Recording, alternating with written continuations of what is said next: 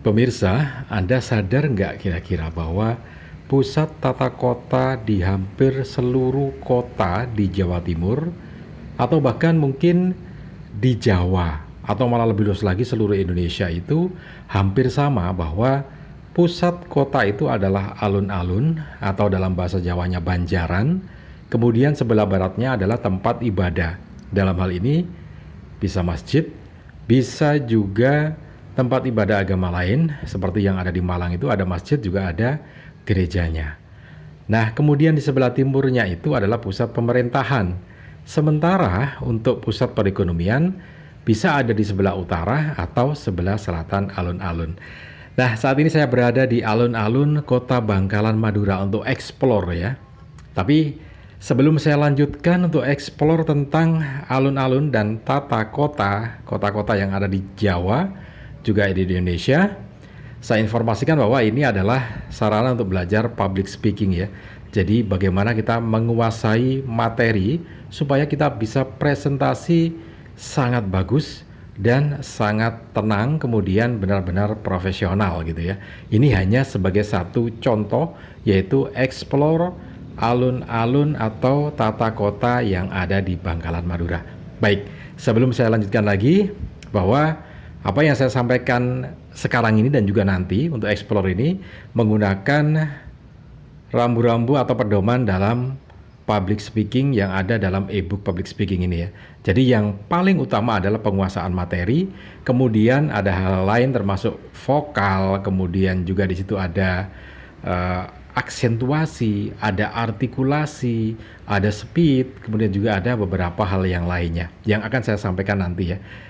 Dan untuk Anda yang ingin memiliki e-book public speaking ini, harganya saat ini kita diskon super murah memperingati Hari Kemerdekaan Republik Indonesia 17 Agustus, maka harganya hanya Rp17.000 saja. Anda sudah memiliki e-book public speaking ini dan Anda bebas konsultasi via online ya, kapanpun bisa gitu ya. Untuk lebih lengkapnya silakan menghubungi nomor WA yang tercantum ini ya untuk order e-book public speaking ini. Jangan lupa juga tekan tombol subscribe-nya. Oke, terima kasih untuk Anda yang sudah menekan tombol subscribe. Jadi kita mulai explore ya. Jadi ini yang ada di sebelah barat alun-alun ya. Seperti yang saya sampaikan tadi, kebanyakan atau hampir seluruh tata kota, kalau sebelah baratnya alun-alun itu biasanya ada rumah ibadah atau tempat ibadah. Yang ada di Kota Bangkalan ini adalah Masjid Agung Sultan Abdul Qadirun, yang masjid ini awal pertama kali dibangun pada tahun 1700, sekitar 1730-an ya. Jadi ini merupakan masjid dari awal pertama kali dibangun di Kota Bangkalan ini ya. Sampai sekarang ini tentu saja sudah mengalami renovasi. Ini adalah sisi barat alun-alun Bangkalan. Seperti halnya juga alun-alun di kota-kota lain, di Mojokerto juga sama, kemudian juga di Sidoarjo juga sama, kemudian di Malang, di Pasuruan, dan di Kota Besuki, ini di Situbondo juga sama, hampir semuanya semacam ini ya. Dan ini juga yang ada di Pulau Madura atau di Kota Bangkalan.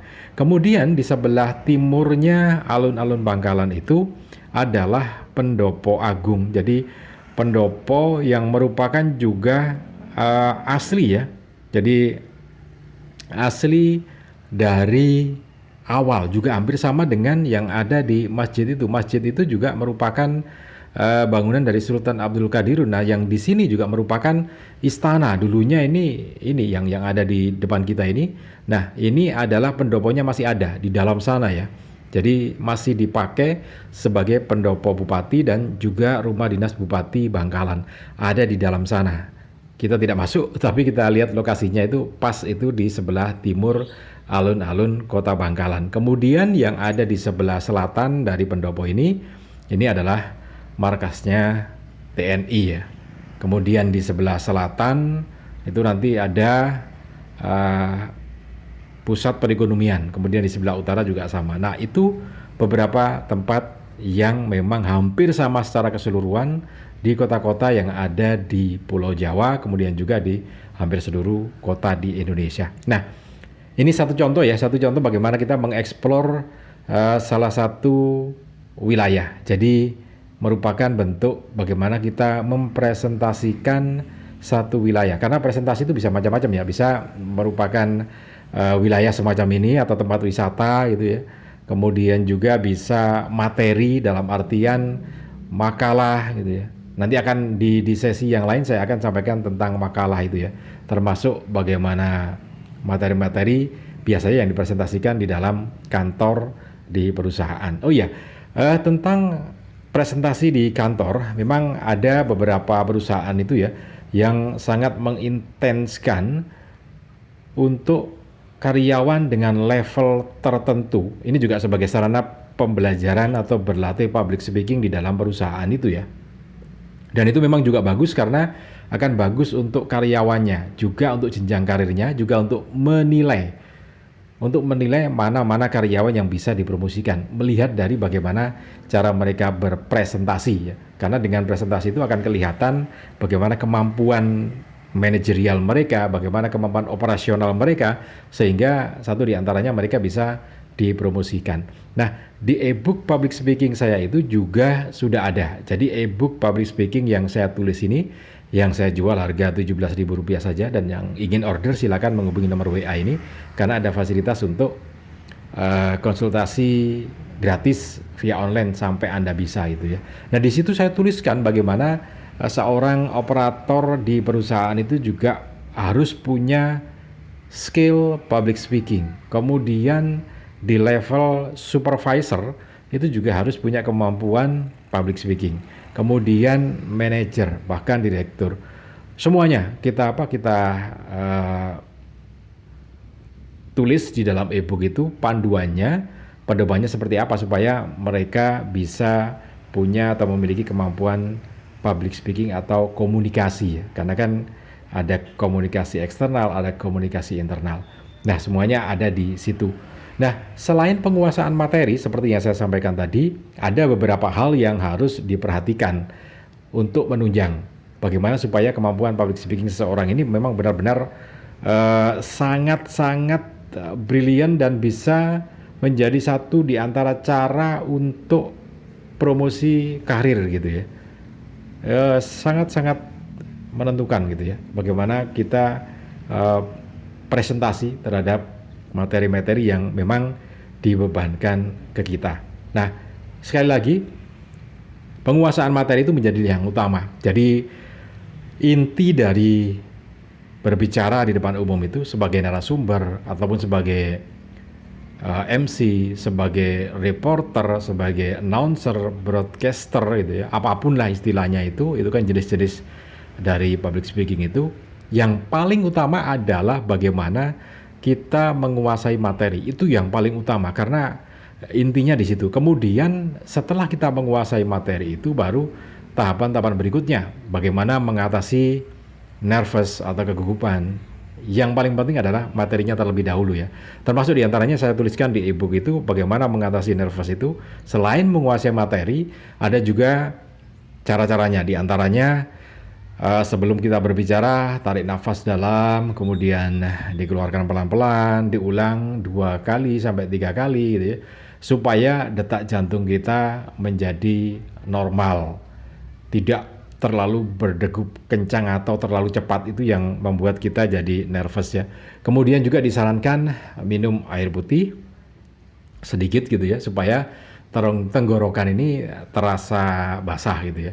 Dan tidak disarankan minum minuman yang terlalu manis karena minuman yang terlalu manis seperti teh manis, kopi manis itu biasanya akan menstimulasi rongga mulut kita untuk memproduksi air liur yang banyak, dan itu akan membuat kita kesulitan untuk berbicara ya karena berlibet gitu ya. Nah, itu dia. Nah, beberapa hal yang perlu diperhatikan termasuk diantaranya tentang bagaimana kita mengelola suara kita, karena di situ juga ada beberapa kaidah dalam kita menyampaikan atau berbicara ya, khususnya terkait suara. Nah, beberapa itu yang sudah saya tulis di e-book public speaking saya itu adalah artikulasi. Jadi artikulasi itu adalah pengucapan yang tepat sesuai dengan huruf, vokal, konsonan juga tepat gitu. Kemudian cara berbicaranya juga tepat menggunakan alat bicara kita ya. Kemudian yang berikutnya setelah artikulasi itu ada aksentuasi ya. Jadi penekanan. Nah, penekanan itu adalah hal-hal yang kita anggap penting dalam presentasi itu yang ditekan. Ditekan bisa jadi dengan cara menambah power ketika kita berbicara, kemudian bisa memperlambat pada waktu kita mengucapkan kata-kata yang memang kita anggap penting itu. Kalau dalam bahasa tulis itu adalah cetak tebal atau garis bawah gitu ya. Nah, itu beberapa hal yang terkait bagaimana kita supaya bisa presentasi dengan brilian gitu ya. Nah, tentang ini catatan-catatan bagaimana kita mempersiapkan materi kemudian menguasai materi itu banyak hal juga yang saya tulis di e-book public speaking saya itu diantaranya adalah survei terlebih dahulu gitu ya. Kemudian melakukan observasi, misalnya kalau kita tentang alun-alun kota Bangkalan Madura ini ya tentu kita dialog dengan orang-orang yang ada di Bangkalan sebagai narasumber ya. Bisa jadi pedagang-pedagang seperti yang ada di depan ini bisa kita ajak dialog untuk menginformasikan bagaimana kondisi alun-alun di kota Bangkalan itu pada hari-hari tertentu dan juga yang lainnya. Oke, mudah-mudahan bisa bermanfaat ya. Salam dan sukses.